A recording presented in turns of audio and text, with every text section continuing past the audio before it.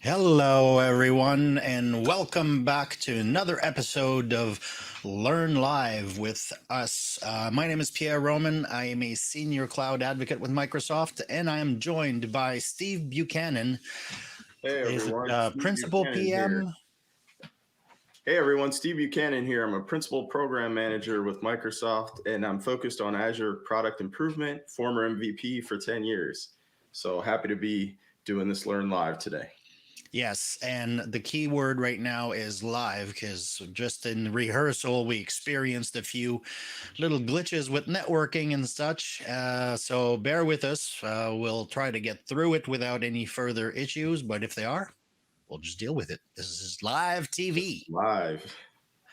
And of course, you can join us on Learn, Microsoft Learn, and follow along with the Learn module that we're covering today.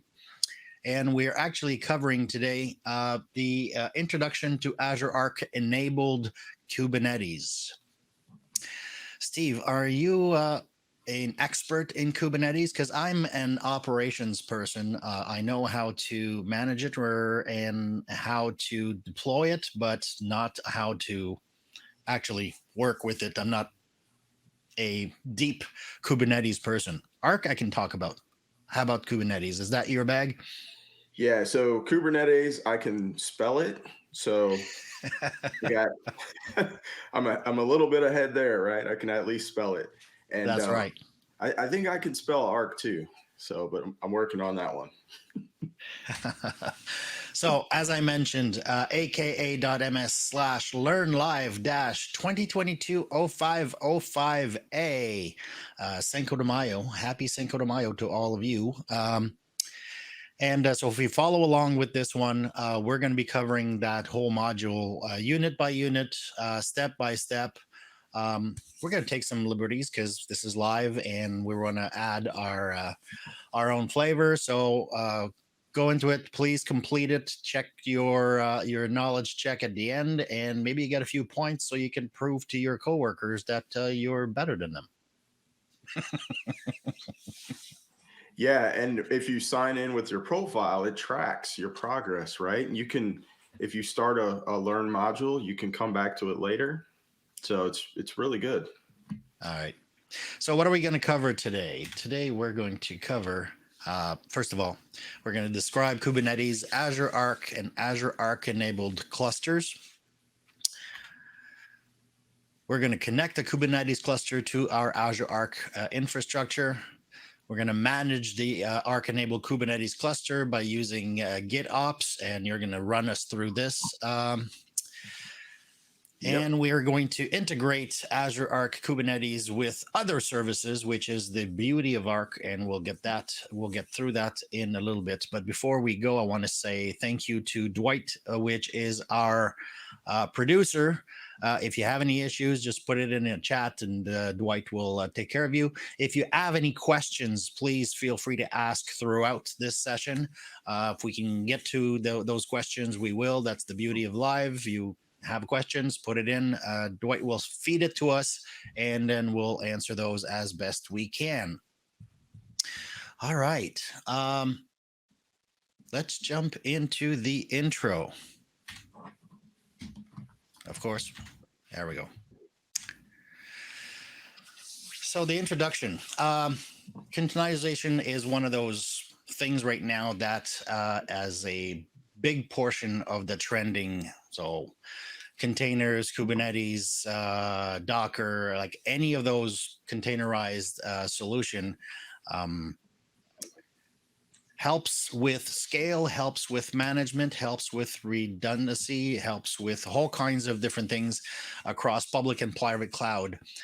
But when you're running it in private cloud or in on-prem, for example, or in somebody else's cloud on a VM, and you want to have that single pane of glass. I hate to use that term. It's such marketing.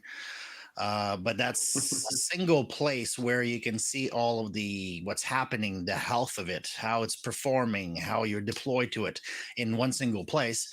connecting it to Arc is a fantastic solution. So we're going to get into that. So let's say to scenario that Contoso, our favorite fictitious company, has its headquarter in London and offices in multiple other cities, and they want to deploy an application or manage multiple applications across multiple offices, but from a centralized environment. And this is where Kubernetes and Arc become useful. So anyway, let's jump right into actually what it is. So, Steve, how about you take us through what are Kubernetes and Azure Arc? Yeah, sounds good. So before we go into Azure Arc Kubernetes, we need to really understand what Kubernetes is, right? And really, before you go into Kubernetes, you should have a good understanding of what containers are. We're not going to dive deep into containers. Maybe we'll touch on that briefly.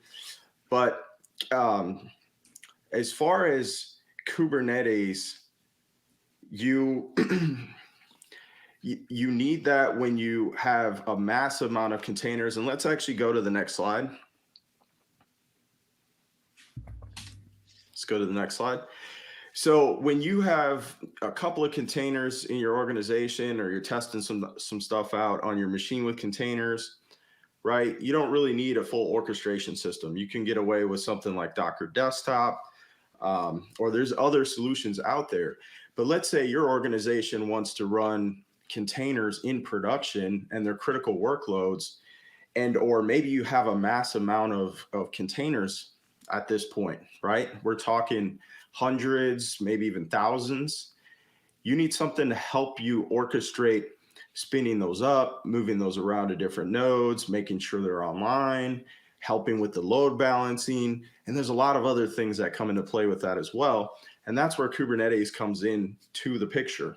And it's a full orchestration system for orchestrating your container workloads for your organization and in production. And so what we're showing here on the slide is just kind of a high level. And I pulled this from one of the Learn modules, actually, but it's a high level graphic of Kubernetes and a node. And by the way, there are Learn modules out there on Kubernetes. So you can go out on Microsoft Learn about Kubernetes if you're totally brand new to that, and then jump over to this Learn module and learn about Kubernetes and Azure Arc. So there's more than just Microsoft technologies out there in Learn. But in the image here with Kubernetes, you have something called a control plane, and it's consists of a bunch of nodes that are running services that are critical to help with the orchestration of your containers. And those nodes are simply just servers, right? Or VMs in the case of virtualization or running on cloud. So you have your control plane, and then you have your node plane where you are running the actual nodes that run the workloads, right? So they're going to be running your container runtime and other services that facilitate things like networking and being able to talk back to that control plane without going too deep into Kubernetes here if you're brand new to it.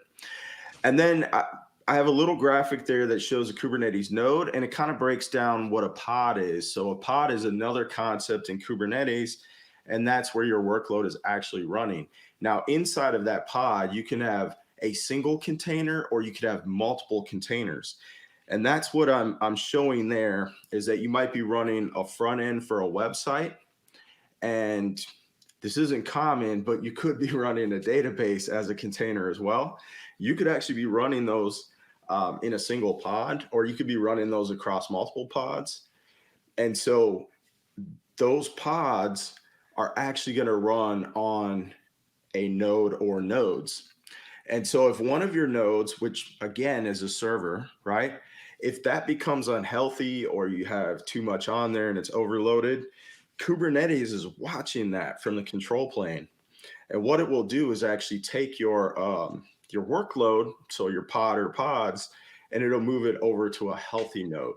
And it's going to do all that for you automatically. like in the background. And so that's part of the power of Kubernetes. Now, this is super high level. We could spend, 3 hours talking about Kubernetes and then we'd all be confused afterwards.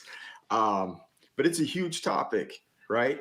And so with Azure Arc enable Kubernetes and things like AKS, we'll get into that, Azure Kubernetes Service. The idea is to try to simplify Kubernetes, make it easier to do. And so let's move to the next slide and let's talk about some of the benefits of Kubernetes. So we talked a little bit about pods. And so in Kubernetes, you have self-healing pods. So if there are problems, if there are issues, they will try to heal themselves. They'll move to other nodes. They'll like restart themselves. And you can put in other logic to try to recover from errors or issues. Yeah. Auto scaling is another big one, right? So let's say load increases on a workload and you need more pods, it will scale up for you automatically and scale down as needed. You could scale the pods, you could scale the nodes. So there's a lot of capabilities in scaling. Rolling updates, rolling them back, auto discovery of new pod deployments. And so you might have things like monitoring, and we're going to cover monitoring later. As new pods come online, you could have ancillary services kick in, right, and start to monitor, or if you have service mesh, you can have those pods picked up and things like that. And then also load balancing. So Kubernetes comes with networking. That's a huge topic in itself. You can, when you spin up pods, you can have cloud load balancers spun up. You can have like ingresses spun up, or internal IPs, as well as DNS comes into play as well. So the Kubernetes tries to automate as much of that as possible. And, on a cloud provider, we try to make it even easier than it is generally on Kubernetes, but it's still a huge topic. So let's actually go to the next slide, if we can, Dwight. Yeah. So Azure Arc, right? Where does this come in? How does this play into the picture? So you might have Kubernetes running on-prem. You might have it running in another cloud. You might even have some Kubernetes clusters running in Azure, right? Whether you rolled your own, you deployed Kubernetes on some VMs, or maybe you're using the Azure Kubernetes service. Many organizations actually have Kubernetes and workloads spread across different environments like that. And so there's a need to be able to manage those wherever they are. And that's essentially what Azure Arc gives you. But it doesn't just give you that. It basically extends Azure's capabilities to environments that exist outside of Azure. And it extends those management capabilities that you have on Azure as well. So things like Azure Monitor, Azure Policy, as well as some of the other things like tagging, being able to put objects in resource groups. And so we get those capabilities when we extend Azure Arc to workloads that exist outside of Azure. For example, Kubernetes. Let's go to the next slide here.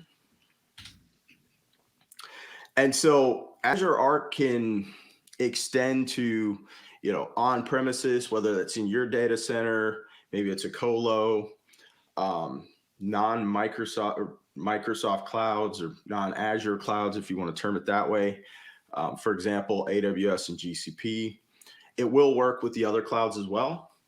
And then also Microsoft Hybrid. So if you're running Azure Stack Hub, if you're running HCI, or you're running some Edge, Azure Arc can extend there and has deep integration to help you bring some of those management capabilities and some of the Azure functionality that you may not have yet in an Azure Stack Hub or Edge, bring those to those environments, if you will.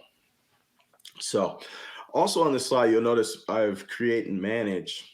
So you can use Azure Arc to create too, create certain resources. and even workloads. Like we're going to show you how to deploy an application on an external Kubernetes cluster using GitOps and Azure Arc. So that'll be coming up later. Let's move to the next slide here. And so this is just kind of going back to what Pierre referenced, is that businesses and their technology landscape, they're becoming more complex, right? And more companies are running apps across environments or running workloads across environments. If you have the need to run something on premises and you can't move it to cloud for a number of different reasons, you have to leave that there, maybe for compliance. It doesn't mean that you can't leverage cloud technologies on that workload, even if you have to leave it on premises. We can use Azure Arc to extend to it and bring those capabilities to those workloads. It's also, Steve, it's also a great tool to simplify your management across multiple platforms. Yeah. Because if you were doing, let's say, policies or monitoring or anything that's like operation, once your cluster is deployed and your application's been sent in.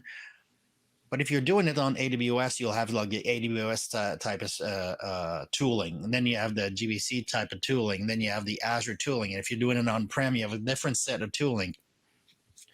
So it becomes a little bit complex, as you mentioned, to bring all of that, to apply uniform policies across all of your containers, to apply monitoring across all of your Kubernetes clusters, wherever they may be. And I think that's, in my opinion, is the strength of Arc, is to connect all those parts and bring them into a single, and to apply a single set of tools to it.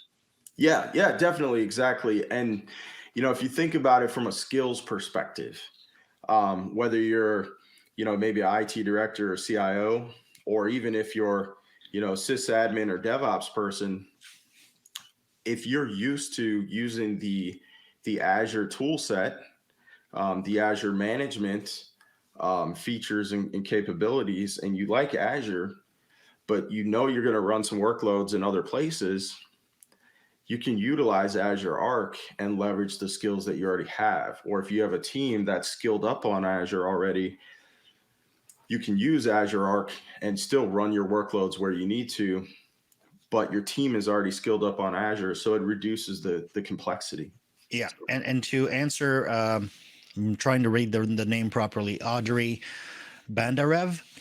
I'm really hoping I didn't mess that up, Audrey. Andre, and so Azure Arc is like a facilitator. It's not. It doesn't do the management of it, but it connects all of your parts, whether it's a VM, a Kubernetes cluster. In this particular case, what's the subject of this Learn Live session? So it connects that container, that cluster, to Azure, so that you can apply other services such as Azure Monitor, Azure Policy, Insights, collect your logs and metrics. Like all of this type of operations is possible because Azure Arc has made that connection and is managing that connection for you.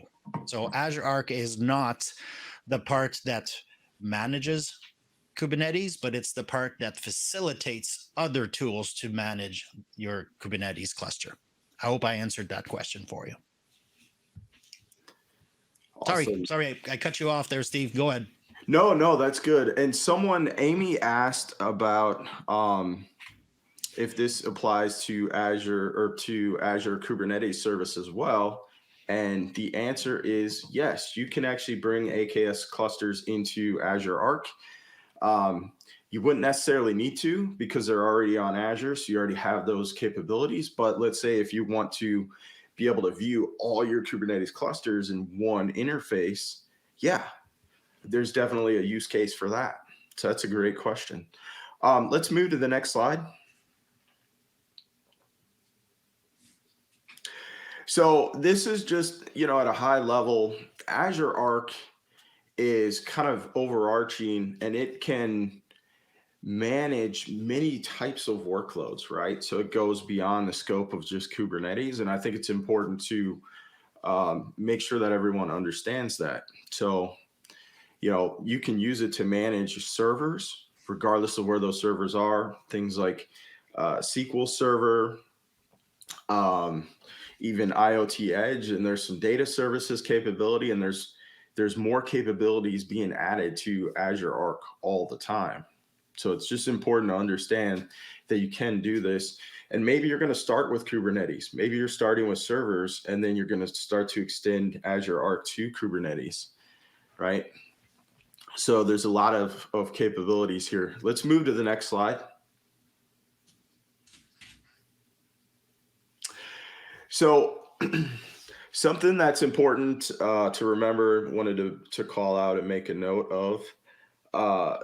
So the format of the Kubernetes manifest files that are officially supported by Arc are YAML. So keep that in mind. And when you're working with Kubernetes, you generally use YAML.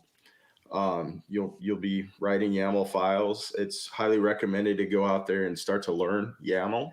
YAML is very powerful, and you can do a lot Yeah. of stuff with it. I just have a problem where a space anywhere in your file will actually break your configuration.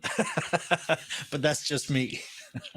I recently saw a T-shirt on Twitter where it had the acronym YAML, and then it showed yelling at my laptop. So Yep. keep that in mind as you start to go down that road of your journey of exploring YAML. But YAML is used with Kubernetes, and it's supported by Arc. So highly recommended to start to ramp up on that. So let's go to the next slide here.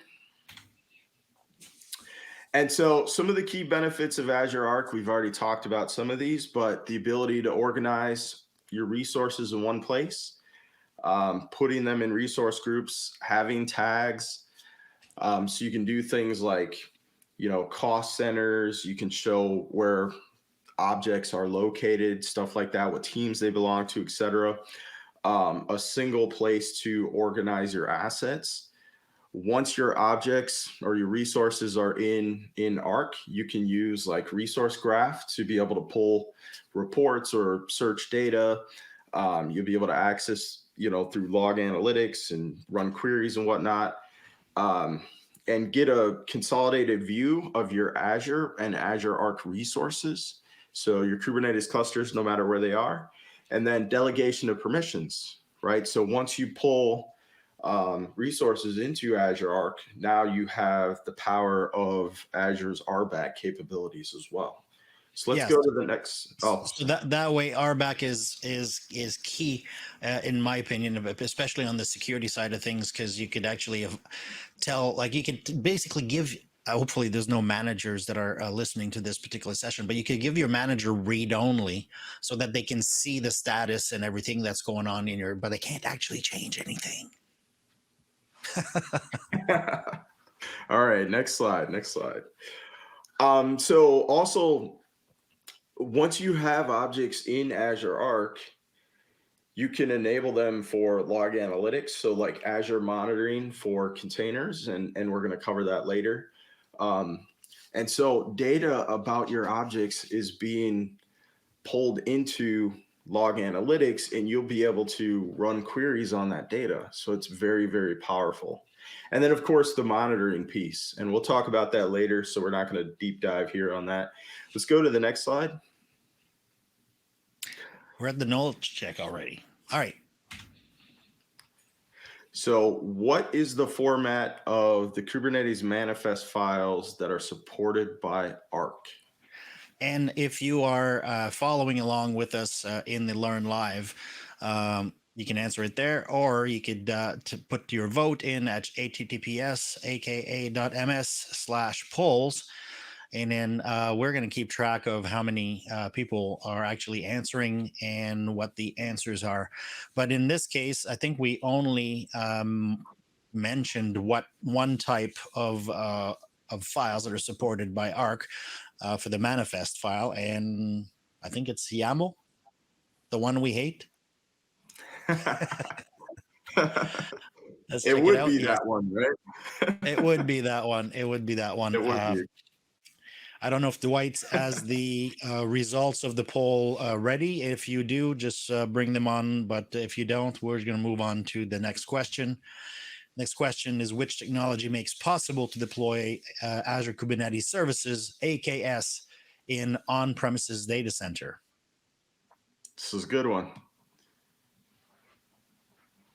Which one do you think, Steve? So I'm going to go with HCI, Azure Stack HCI.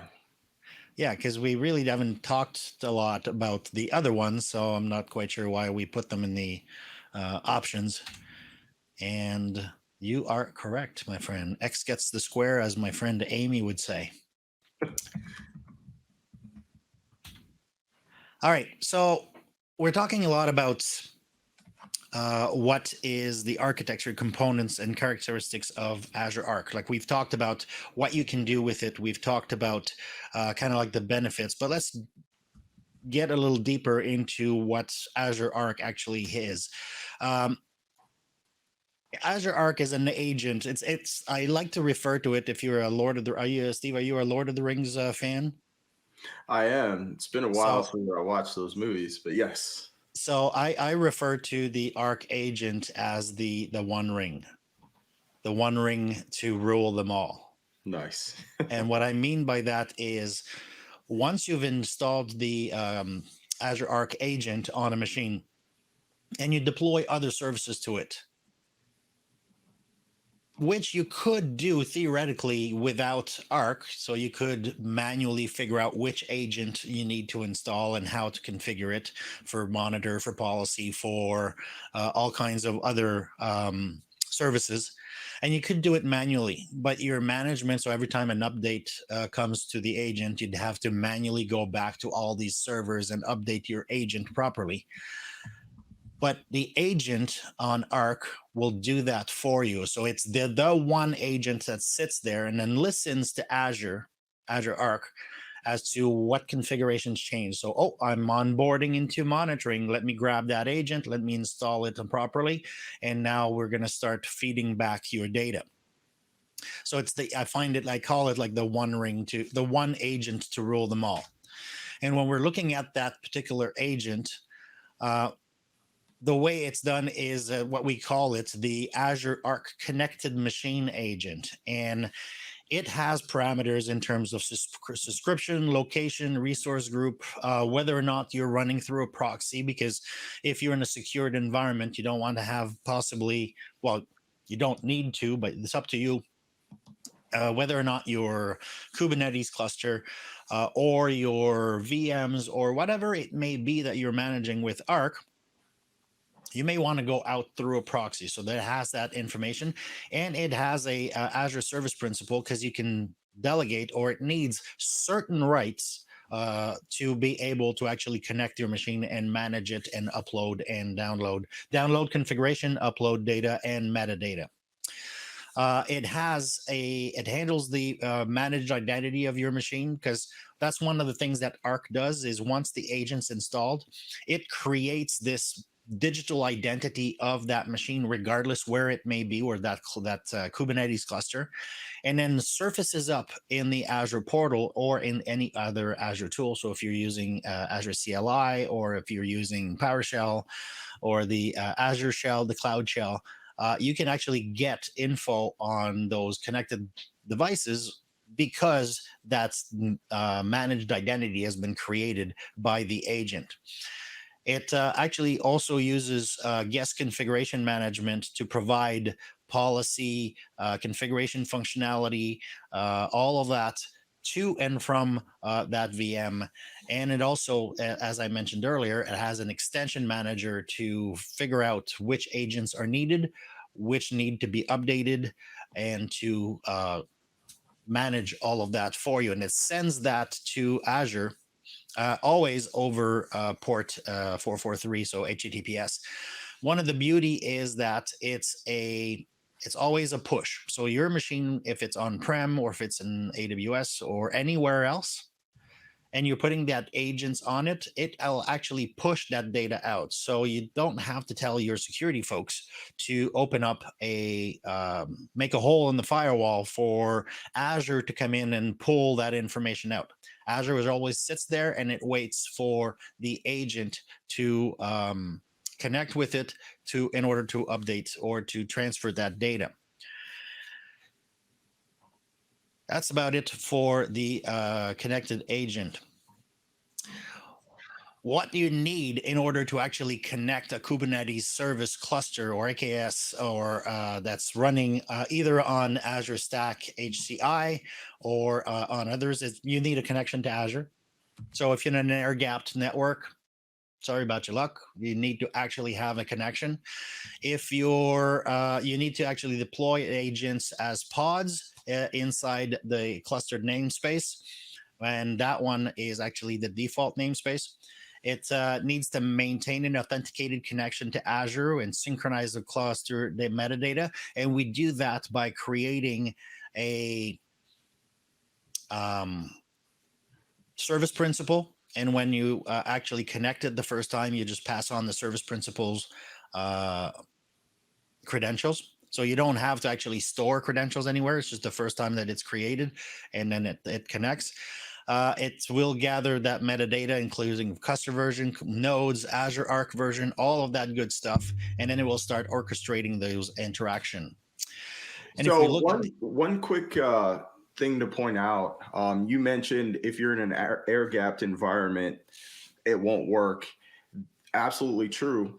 I was speaking at a conference this week, and this question came up at the conference. So I think many people will have this question, but can you use Azure Arc over ExpressRoute or over, if like say someone has site-to-site VPN to Azure? And the answer is yes, you can. absolutely. And so I think that's important to know for those customers out there that maybe you have workloads on premises and they're private. Maybe you have that environment pretty locked down, but then you have that ExpressRoute. Yeah, you could totally use Azure Arc in that scenario. Yeah, you're absolutely correct. And so the way I would tell customers, if it's a development or testing phase, then just use, if you don't have like sensitive information inside, just use the open internet. Doesn't cost you anything. You get to test and prepare. Now, if you go to an actual production environment, ExpressRoute is more secure and more robust because it's an MPLS segment that's terminated at both ends, one in your data center and one in our data center.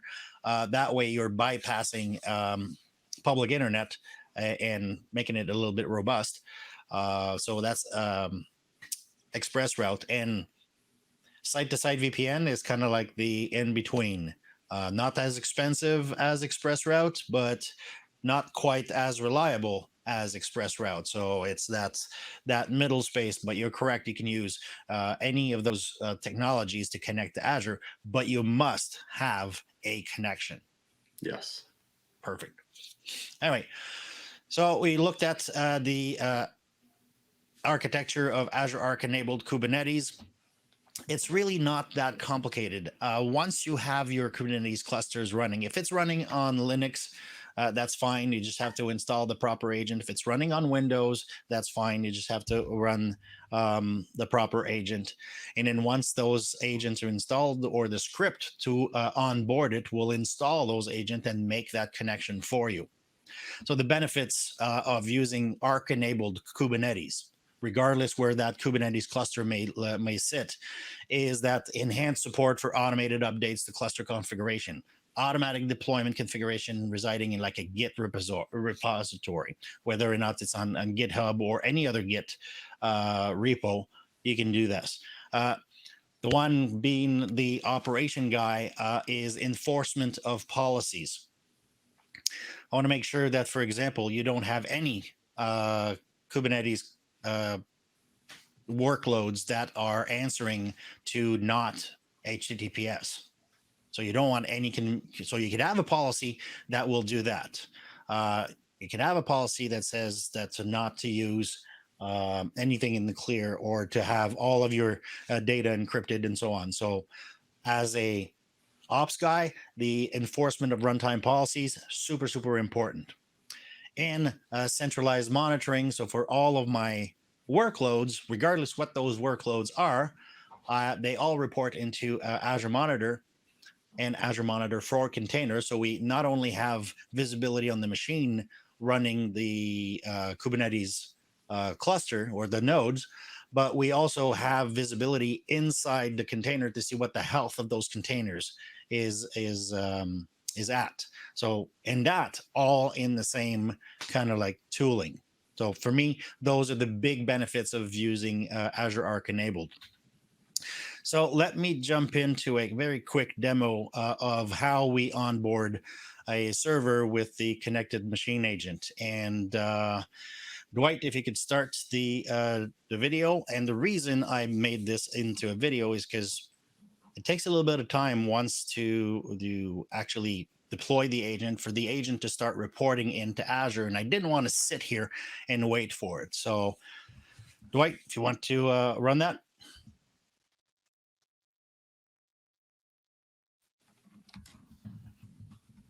So we start from the portal, and basically in the resource group that I'm in, I just add a new resource, go to IT and management tool, select Azure Arc. And at that point, I can pause it here. I can add Azure Arc agent. It had three, it went a little fast, but it had three boxes. One was deploy a single server. One was deploy multiple servers, where in that multiple servers using the service principal, you actually put in the service principal ID, and then it will, so you could apply this through any, like whether you're using SCCM on a Windows or Puppet or Chef or any of those operations management platform, you could actually deploy that to all of your machines based on that. I selected to add a single server to Azure Arc and click next. And then it'll start asking me questions such as, where do I want it? So I want it in my resource group demo 1. It is running on a Windows machine, and it also asks me whether or not I've got a public endpoint or proxy. And then the tagging. Tagging for me is very important because you can use tagging in order to affect stuff and to group machines. So for example, if you've got a bunch of machines that are tagged as demo, which is one of the tags that I typically used in terms of the life cycle is either persistent or non-persistent. And the category is demo or personal or production. And then based on that, you can actually create automation routines to shut it down when it's not needed. So you don't have to pay for the resources. Do updates on a regular basis of whether or not you're doing rolling updates to different data centers, so that you don't, if an update breaks, that you don't break all of your deployments. You only deploy one at a time. So those taggings is very important. Once we get there, we have the script that it gives us, where you could either download it and save it to your machine, or you can copy it and run it directly onto your environment. So you download, installs the agents, and then connects your environment with the Azure Arc environment. So you open a PowerShell script.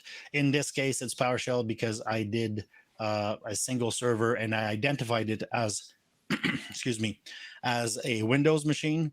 So I run PowerShell in an elevated status as administrator. I go to my download because that's where I put it, and I run the actual onboarding script. It'll go, and I sped up the video here because it typically takes a few minutes. It downloads the proper agent, installs them. Once it's installed, makes that connection to Azure, then will ask me to authenticate. If I had picked the second option where to put in the service principal, it would have authenticated for me and it was done. So this one, I just opened a browser on another machine, went there, put in the code, authenticated, and now it's made that connection. The digital identity of that server is being created in Arc and then replies back to our environment. So if I go back to my demo resource group and refresh my environment, you'll see that I have that server one that is currently now there. Now, if you notice, I've got my server one, but I also have a Ubuntu machine and I have a server two, and you can see that they're co-located in that demo one resource group, because a resource group is nothing but a logical container that where all of its resources within it share the same life cycle. That's the way I look at resource group. And you can identify which machines are actual VM machines and which are not Azure VMs by the icon that is next to it. So it's a visual cue, but also in the type where it says an Azure Arc server.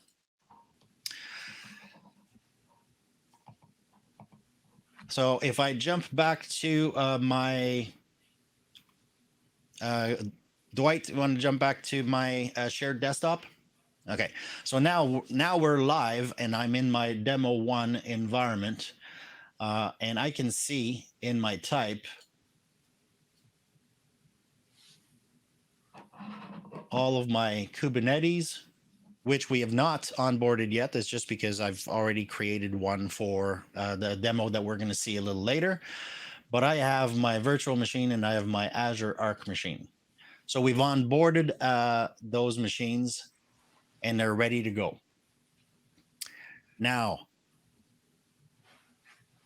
this is not yet onboarding a Kubernetes cluster into Azure Arc. Now we've actually onboarded the hardware or the VM or the host, regardless what kind of host it is, into Arc.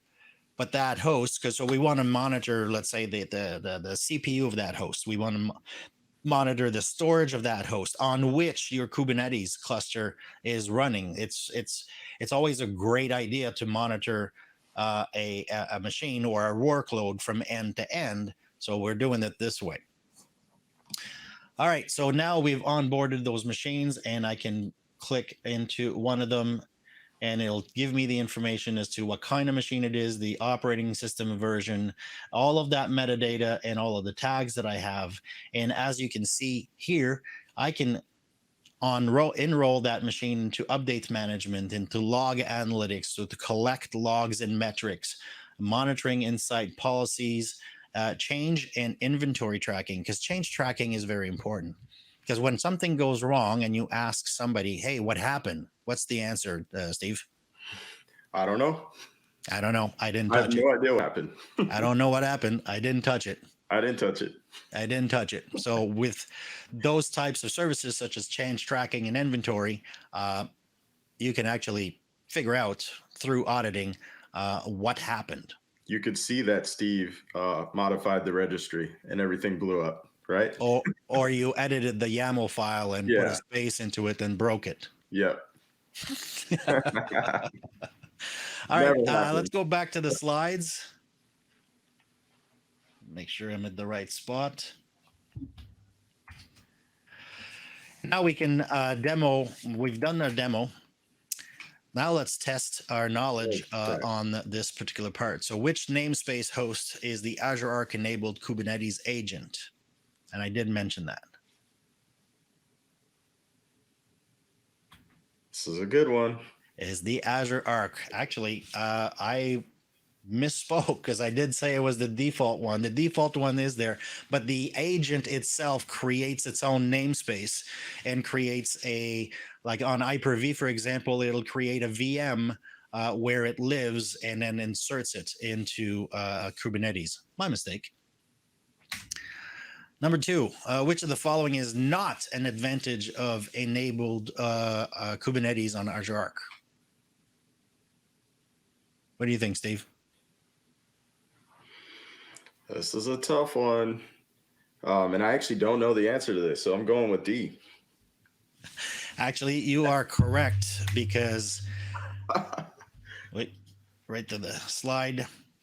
Because now I wish that would happen every time I take a certification test. Like I would magically get the answers right. Even when I don't know it. That would be great. because you're right. We talked about facilitate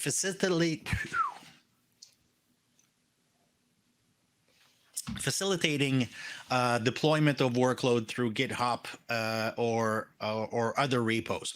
We did talk about policies and we did talk about monitors as being advantages of Azure Arc connected anything. But that's the one thing I had to figure out is that we all have to figure out is how to actually install and set up your Kubernetes cluster wherever it may be. So that's a completely separate and disconnected process. Once it's up, then you can connect it to your environment. All right, so let's go to the next one and actually connect that Kubernetes cluster to Arc. Yeah, and I'll jump in here. I'll talk briefly about what this looks like, and then we'll dive into a demo. The demo is going to be live, so we'll hope that the demo was working. We'll see how that goes. So to connect to Kubernetes cluster to Azure Arc, you need some things, right? You need to deploy the Azure Arc agents. And in the instance of Kubernetes, it is called Connected K8s for Kubernetes. Well, it's called Connected K8s. These agents actually are deployed as pods, and they run as pods in your external Kubernetes cluster. Now, as you're going through the Learn, as you're going through Microsoft documentation, you'll see your external Kubernetes clusters referred to as projected Kubernetes clusters. The reason why is because we have an external Kubernetes cluster and we're projecting that into Azure Arc, right? As Pierre mentioned, these pods run on your external, I'm going to call it by the right term, your projected Kubernetes cluster in the Azure-Arc namespace. So you could go run your kubectl space, git space namespace, syntax, right, on your projected Kubernetes cluster, and you'll see that namespace show up. So the diagram here is just showing at a high level that we have, and I don't think I can move my mouse and folks will see that.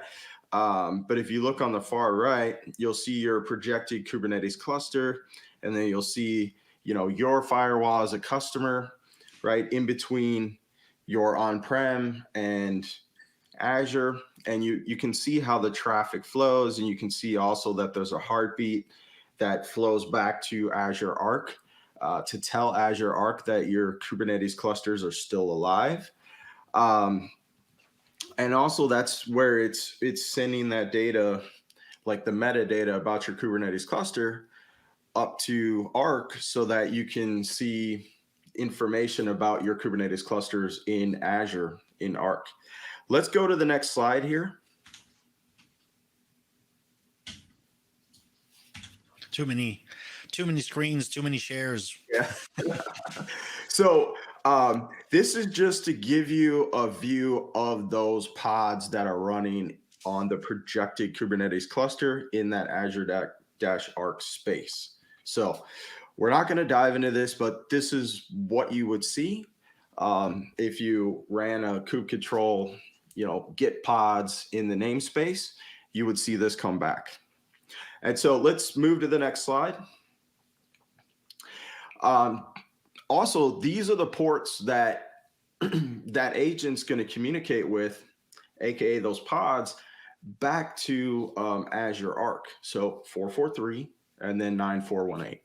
So as you're, looking at the requirements and do I need to poke a new hole through the firewall, this is what you need to look at. So let's move to the next slide. And here are the prereqs that you need before you connect K8s to Azure Arc. So you need kubectl. That's the Kubernetes command line tool. You need that installed. If you're running this, if you're going to connect your Kubernetes cluster from your local machine, you need kubectl installed. That leads to the second bubble. You need your kube config file configured to connect with your external Kubernetes cluster. So if you're running this locally, you need to have kubectl installed. You need to make sure you can connect to your external Kubernetes cluster from your local machine. But if you're running this, let's say from another cloud provider, you might opt to use their Cloud Shell instead. So you just need to make sure that you can connect to that Kubernetes cluster from that other cloud provider's Cloud Shell, for example. You need to have Helm 3. We're looking at the third bubble on the right there. You need to have Helm 3 or above. And I know we're at Helm 3 right now, but you need to have that installed because we're doing some things with Helm. And then you need the Azure command line interface version 2.15 or above. You need to have a service principal. So we typically create that ahead of time. And then you need the Azure Arc. You need the Azure Arc extensions installed. So the connected K8s and the K8s- configuration. The K8s- configuration is actually only needed if you're going to deploy applications via GitOps. Okay. And we'll go a little bit more into that as well. So let's go to the next slide here. And so this is just a screenshot of what this looks like. The actual syntax, and I'll kind of break this down. So you're using the connected K8s extension that is a part of the Azure command line interface. And then you specify the name of the Kubernetes cluster that you want to add to Azure Arc. You specify a resource group that this projected Kubernetes cluster is going to land in. You specify the location. That's optional. And you can specify tags. So it makes a lot of sense if you're going to onboard external Kubernetes clusters into Azure Arc. It's kind of nice to know where they are, right? So you might add like city, you might add a data center, or you might add that, hey, this is coming from AWS or whatever cloud, right? So there's a lot of things you can do with tags, and you can add those things right away when you onboard these clusters. So let's go to the next slide, and I think we're in the demo. We are. So I am going to attempt to share my screen here. And let's see here. Hopefully the network collaborates a bit more than it did in rehearsal. So cool. So it's giving me options for the correct screens.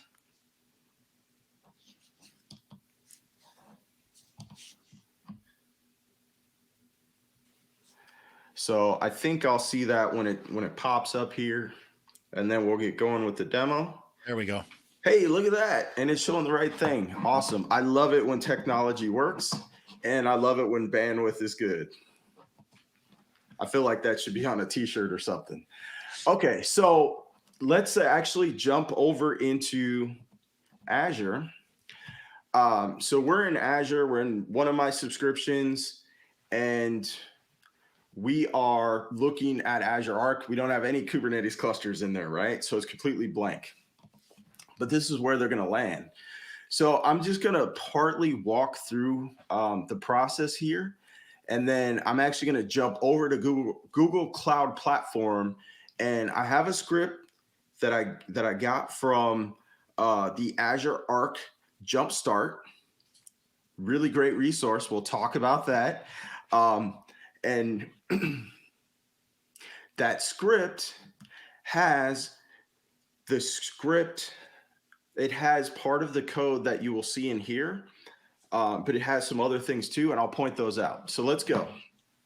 So you could come into the Azure portal, you could click on Add Kubernetes Cluster, and then you would click on, well, you need to read the information here, just kind of make sure you're having all the prereqs done and taken care of, and then you would go to your cluster details. All right, so you'd pick the right subscription. You could create a resource group here, or you could pick an existing one if that's where your cluster is going to land, and then you just give it a name. Let's just pick a generic resource group just so we can move to the next one. If your cluster is behind a proxy server, then you click next. And you would have more fields that will populate, and you would need to know this information, right? And so that is an option. If you are behind a proxy server, you could go ahead and still onboard to Azure Arc. Now, with Azure Arc, you get a bunch of, we give you some of these general tags that a lot of customers use. So things like data center, city that it's located in, etc. You also can add your own tags here, right? So you could add those right here. And then you get to this next screen here, and this is where you get the actual syntax for the script. Now, this is a .sh script. So you would take that and run that on your Kubernetes cluster. Now, let me point some things out here. There's a great document here. So you could go view this, and it'll point you to a quick start on how to connect to Kubernetes clusters or connect them up to Azure Arc. You need to log into the subscription, and we'll talk a little bit more about that when I get into the other script. But if you ran this as is, you would log in using your credentials. What I'm going to show you is how to use a service principal to log in and attach your Kubernetes cluster. You would set. Oh, and Steve, that's key. I know on mine, when I did the demo, I used my own credentials to onboard. But when you're doing it through a service principal, you can, like, my credentials have contributor access to my subscription. When you're doing a service principal, you could actually use RBAC to only give it the rights that it needs to do the job that it needs. So even if that service principal gets compromised in whatever reason, then it can't do anything. Like, it can't, let's say, delete stuff or access stuff that's outside of the purview of the connected Kubernetes area. Yes, definitely. Good points. And then you have the actual syntax for your connected K8s extension here. And this is what's actually connecting to your Kubernetes. This is what's actually connecting your Kubernetes cluster to Azure Arc. So we're specifying the name, the resource group, right? The location, just like I talked about in the previous slide before the demo. Now, the connected K8s or AZ connected K8s, there is a document out there on that on Microsoft Docs, and you can go look at all the options that are available. So if you wanted to do scripting, you have other needs that go beyond what's here or what I'm going to show you, totally available. So then you could download this or copy it into a file. The other thing I want to point out, you can get the PowerShell code too if you just switch between Bash and PowerShell. So it gives you the option to download a .ps1. These days, I'm working all in Bash, so that's what we're going to be using today. This down here is just reminding you, you got to run this on your external Kubernetes cluster, and then make sure you have connectivity, and make sure you have Helm, and you can check the namespace. So if we click next, this gives us a verification. I'm not actually going to use this, but if I was using this, what would happen is after I onboarded my Kubernetes cluster, this would update because it would see that Kubernetes cluster in Azure. Okay. So I'm going to close this here, and I'm going to show you one more thing, and then we're going to jump into our Google Cloud. There is an option here under Azure Arc Service Principals, and you could actually come in here and add your service principal. It makes it really, really easy, and this is awesome that this was added. So you would add the name, right? And you would set the scope. So do you want to scope it to a resource group? Let's say where you're going to put your Kubernetes clusters, or at the subscription level. And then when does this expire? You can add a description, and then your roles. So notice we have Azure Connected Machine onboarding. So if we're doing this if we're going to use this SP for servers, we could give it that role. If we're going to do Kubernetes clusters only, we would specify that role. If we're going to do both, we would check both boxes. And then what happens is when you click next, it creates the service principal in your Azure AD. And it's going to give you the details on this copy details screen. It's the only time it will show you the secret. So make sure you copy it, put it somewhere safe. In If Key you Vault. lose that, you're up a creek. Yes. So let's jump over to my other browser here. So I'm in the Google Cloud platform, and I have that script from Azure Arc Jumpstart. Okay. And I think the URL for that is azurearcjumpstart.io. It's maintained by Lior. He's with Microsoft, and his team does an awesome job putting Arc resources out there for folks that want to get started with the service. Highly recommend you check it out. You can find this script too on their GitHub, and so you could do what I'm doing. And so in here, you can see several things. So I'm setting variables at the beginning, like what my principal ID is, what the secret is. And by the way, we've limited the roles. So we've done that intentionally to make sure that that service principal can't do anything else in our subscription. Just create objects in Azure Arc. That's it. The other thing is there was a question that came in. Can Azure Arc manage OpenShift? Absolutely, yes. So you can actually use Azure Arc to manage OpenShift Kubernetes clusters. You can also use it to manage Kubernetes clusters from like Rancher's K3s. And so, yeah, you can extend it to other Kubernetes clusters. Let's see here. So back to the demo. So I'm specifying location. I'm specifying a resource group here, and I'm actually going to create the resource group as a part of this script. I'm specifying my cluster name. I'm installing Helm here. And then here I'm installing Azure Command Line Interface and the Azure Arc extensions that are needed. And so you can see the CLI code is here. You could see the Azure Arc extensions code is here. And then I am logging in from this Cloud Shell, and let me actually just run this now because it does take a little bit, and then I'll continue walking you through the code. And I should still be connected to my Kubernetes cluster here.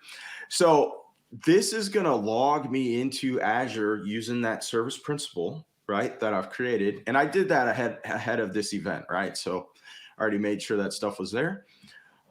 It's using the secret. It's pointing at the right tenant, so it knows where we're going. And then it's creating that resource group for me because we need somewhere to land the Kubernetes cluster. And then down here is where we're running our connected K8s extension. So again, we're pulling from my variables that I set in the beginning of the script, and it's just pulling all those things in. And then I'm setting a tag. So what project does this belong to? And it's an Arc GKE demo. Now I added this to the script. This is just some syntax to run it.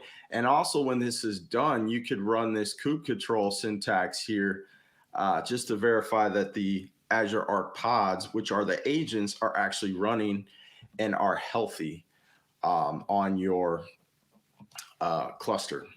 So this is running through, and let's pop back and forth. Actually, it's logging in. It just logged in. It just created the resource group. So we'll go look for that resource group. And now it's actually connecting to Azure Arc. Now, before we go over there, so just to show you, this is our Kubernetes cluster running on GKE over in Google Cloud Platform. And that's what we're adding to Azure Arc. So let's go back over here. And it takes a little while, so be patient. This would probably be a good time for you to, go get a cup of coffee. Yeah, grab something to drink, come back 10 minutes later, just go take a break, right? It's good to get a break. So you can see that it already added that cluster object into my Azure Arc. So this wasn't here before, right? You could see that it created that resource group. And so if we click here, we're probably not going to see the properties yet. It's still running, so it takes a little while. Once this is done, it will actually populate, where the Kubernetes cluster is, what platform is it's running on. It's actually really, really cool. And it should finish here pretty quick. Other things I want to show you here. Let's actually click into this. So it's important to note that if you've worked with AKS in the portal, you'll notice you've seen this, that there are Kubernetes resources right in the portal. Really amazing, because you can go look at your pods and look at your workloads, look at your services, your ingress, kind of see if the networking is working, your storage. And so you can do that with projected Kubernetes clusters as well. Now, you have to add the Kubernetes cluster here. And then after you add it, you have to give Azure permissions on that projected Kubernetes cluster so that it will project those resources into Azure Arc. But it's pretty awesome. We're not going to show that today because we don't have time here for that. But the other thing I want to call out is you have these settings down here for your Azure Arc projected Kubernetes clusters, GitOps. We're going to show this later. This is where you would actually add a GitOps configuration to deploy an application to your Kubernetes cluster. You have Open Service Mesh, which is a service mesh from Microsoft that's built and maintained by us that you can run in your Kubernetes cluster. Here are your policies, right? You can add other extensions, and then here's your monitoring. Now, keep in mind with monitoring, and I'm not sure, I don't remember if we'll have time to show that as a demo here today, but you also have to go through an onboarding process for the monitoring. Yeah, we'll cover that. And you can actually, there's a script out there on the Azure Arc Jumpstart to simplify that onboarding. So now you can see that our Kubernetes version was populated, right? So this came in. Let's check our script. It's probably done or it's getting close. But you can see that the version popped in that wasn't there before. And if we come back over here, we'll see if this is populating now. And it is. So it just takes a little bit, but it comes in. So the really cool thing is that you could see the distribution. So let's say if I added a Kubernetes cluster from AWS, it would show that right here. If I added this from on-prem or somewhere else, it's going to show something different. The infrastructure is GCP, so it picked that up. It shows you the agent of Arc that's running and our Kubernetes version. So this helps just to kind of keep track of, where our clusters are running as they're running in different environments. So that brings me to the end of this demo.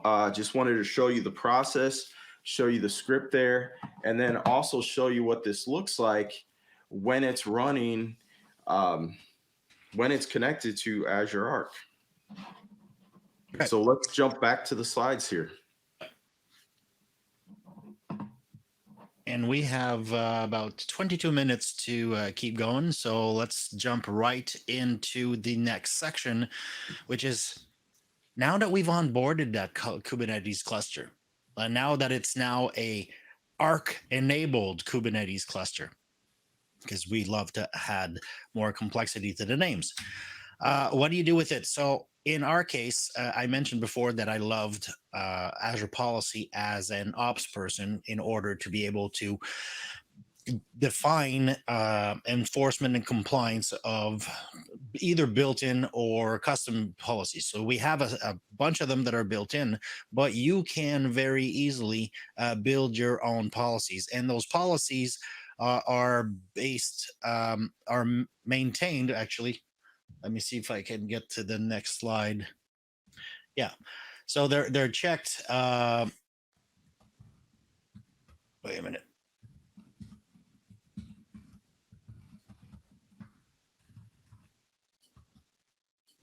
Yes. Okay. So it's a implementation of Gatekeeper, and part of the OPA, which is the open.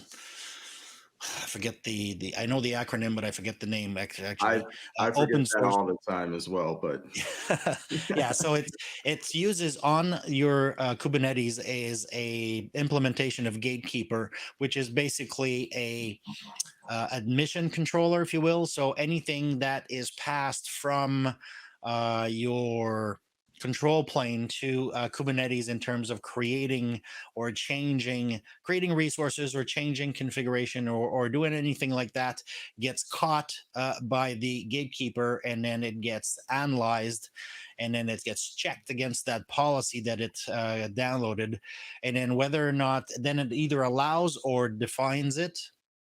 uh, Thank you. Open Policy Agent Gatekeeper. Thank you, OPA.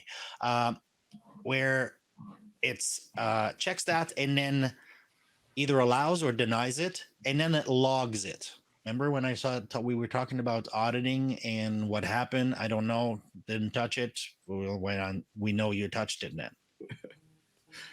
So policies for Kubernetes very, very important. And I'm going quickly here because we're a little behind schedule, and I want to make sure that we cover everything. So how do you actually implement Azure policies for Kubernetes?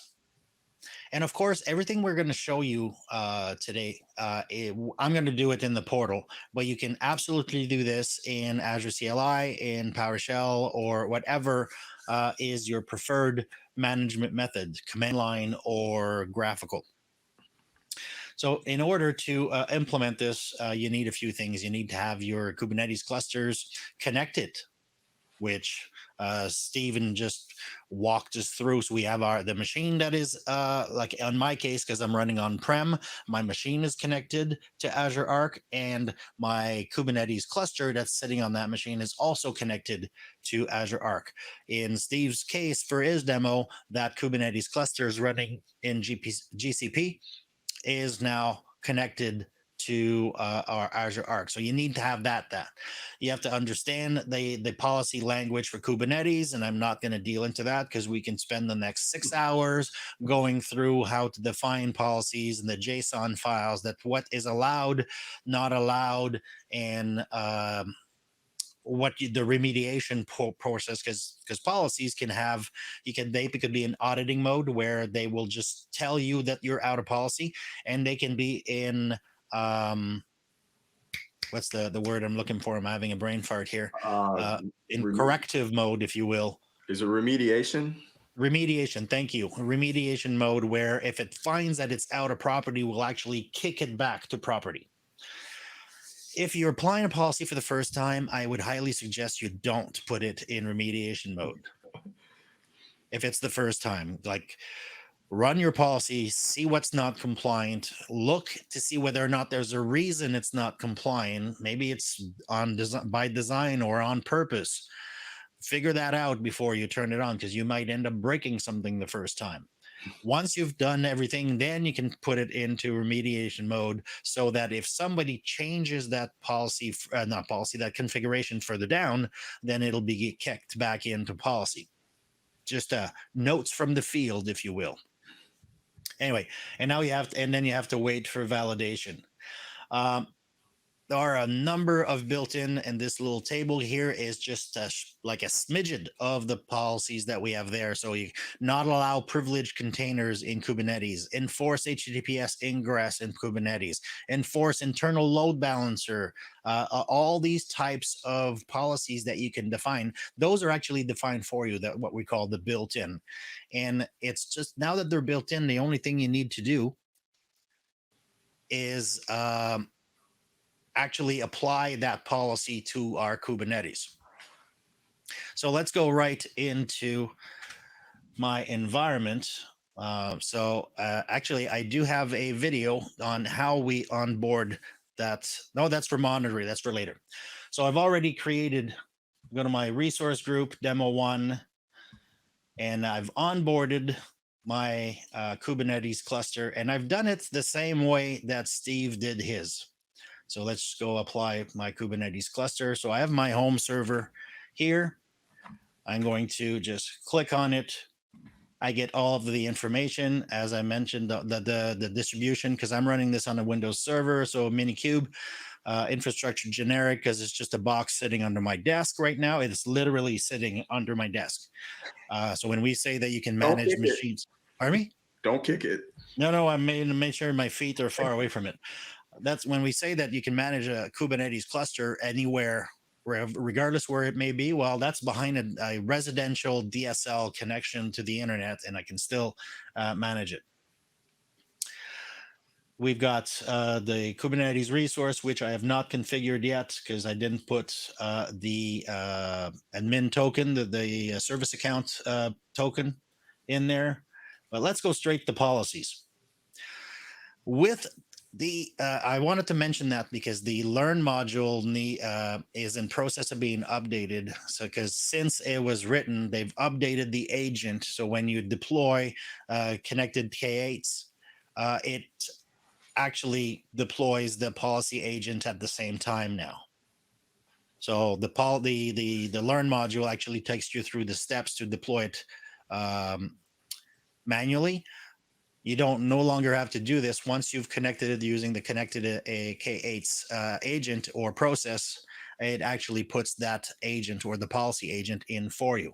So in my case, it's already enabled. I'm not going to disable it. Now I could go to Azure Policy itself. So Azure Policy for my environment, for all the definition types, which could be initiatives or policies, whether or not all compliance states for my environment.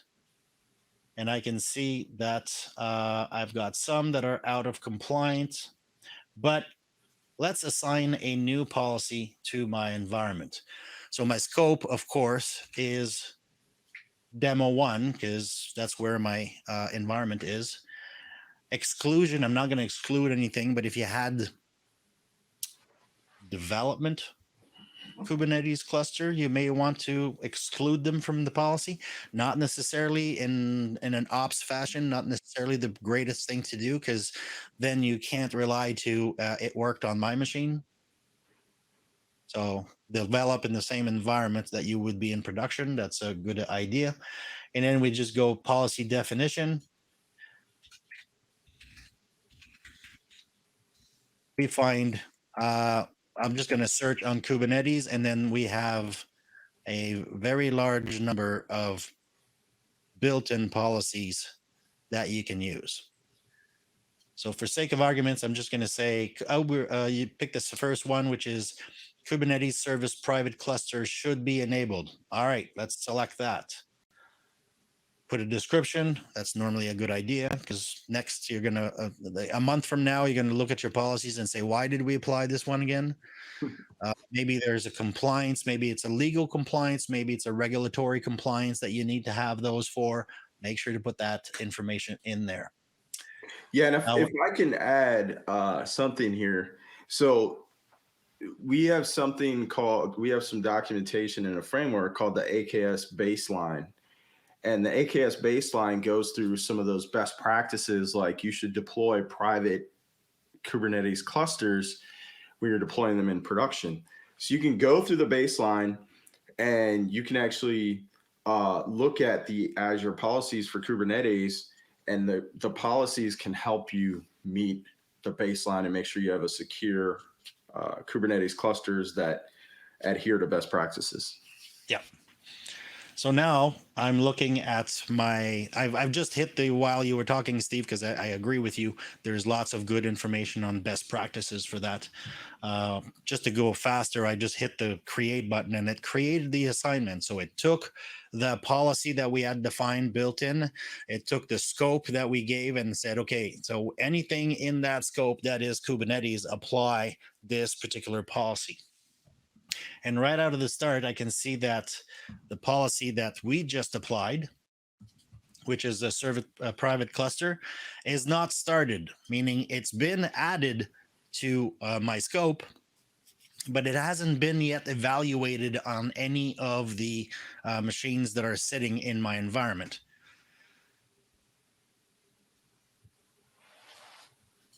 This is the one that I gave yesterday that I as a test because I wanted to make sure that we could get valid information to show you. Is a Kubernetes cluster should be accessible only over HTTPS. So I deployed that policy. It started it. It evaluated. So the agent that's running in my Azure-Arc namespace on my cluster itself, and the OPA gatekeeper process picked up that policy, checked the configuration of my clusters, and sent back my status. And on this one, you can see that home server is actually compliant. You could have details, which is basically going to tell you that, yep, it's configured properly. But if I had 50 different machines, it would give you your resource by compliance if you were 50%, 60%, and you could then act on those 50% or 10% or whatever it may be field where you have different not capabilities, but different results from your compliance. So lesson learned here, if you want 100% compliance, only have one cluster. Okay, Right? I'm in the demo environment machine, and I only have so many PCs under my desk. All right, so we have deployed and assigned a policy to our Kubernetes cluster. And as you can see, once it's onboarded, once we've done the steps that Steve walked us through to onboard that machine, now at that point, it's no longer about Kubernetes, it's about which service we can apply. So let's look at the knowledge check. And of course, you can vote and follow along. So which Kubernetes components is used to implement Azure policies for Kubernetes agent? I mentioned that it was Gatekeeper, but Gatekeeper is what? Do you have any guesses? No, it's not a service. It's an admission controller. So as I mentioned, it's looking at all of the requests for a configuration change or deployment, and as an admission controller decides whether or not it will allow it to go in or not. Next one, which is the following type of Kubernetes that lacks support by Azure policy? I'm going to go with D. Yes, that's correct. OpenShift is the one that right now at this point lacks the support of Azure policy. We are building that muscle. That's a very Microsoft thing today to say. We're building the muscle where we're going to support more and more distribution or platforms, and OpenShift is on the roadmap, but we don't have any information as to when that's going to happen. Now that we've done, we got prior policy. Steve, quickly, you're going to run us through the GitOps. Yeah, so GitOps is a huge topic. We'll run through this really quickly. Recommend you go do some reading on this after this in the Learn module and out. So GitOps is an operating model pattern. It's for cloud native applications and Kubernetes clusters. Basically stores your application and declarative infrastructure code in Git, and that becomes the source of truth. Let's go to the next slide. And so GitOps has some principles that need to be followed. And these are those principles. Pretty straightforward. There's a central organization behind GitOps that decides on these and, updates these. So any GitOps tool or any service, whether it's Azure or other non-Azure services, if they're, saying they do GitOps, look for these principles. So let's move to the next slide here.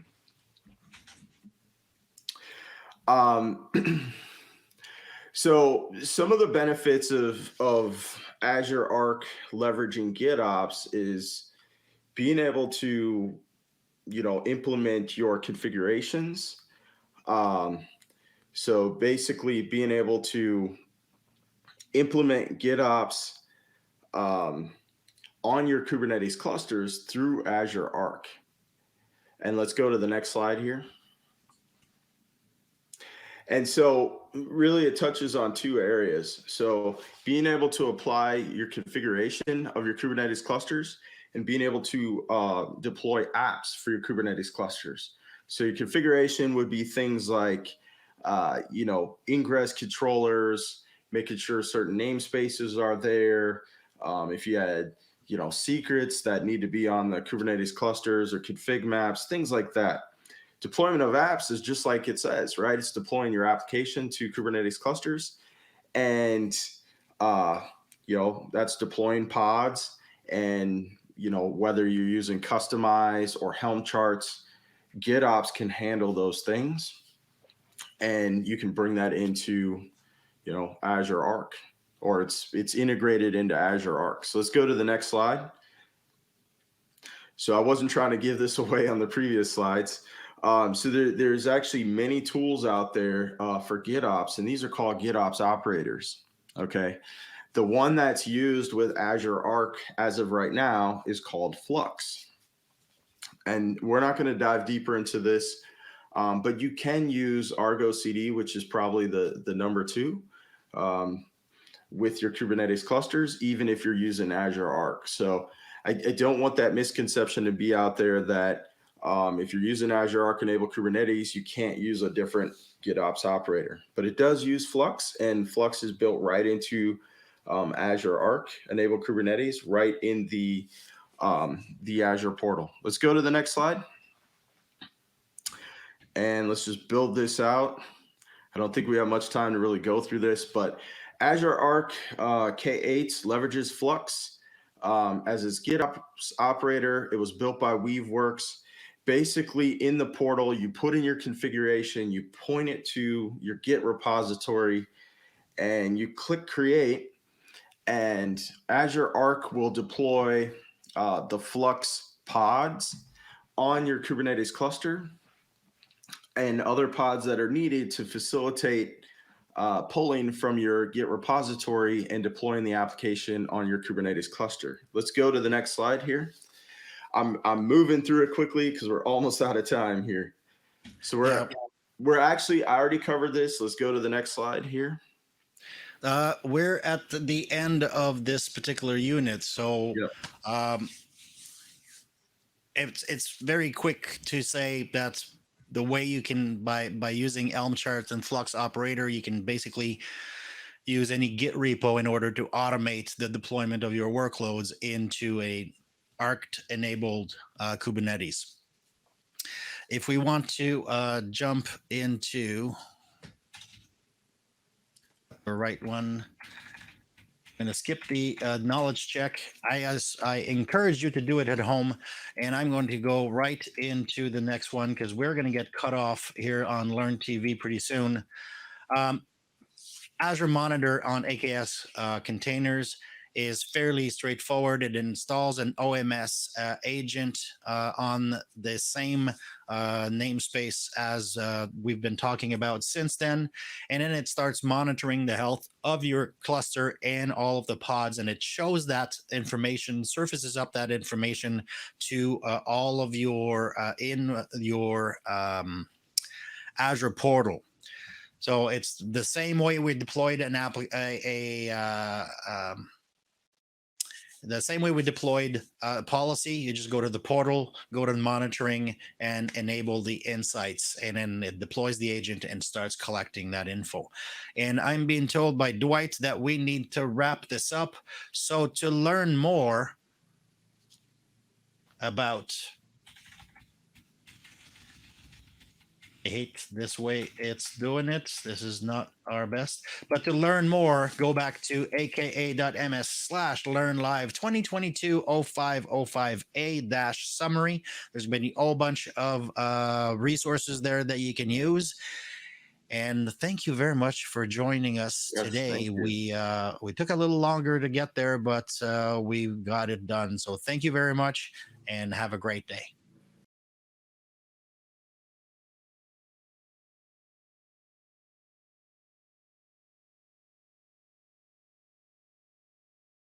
Thank you.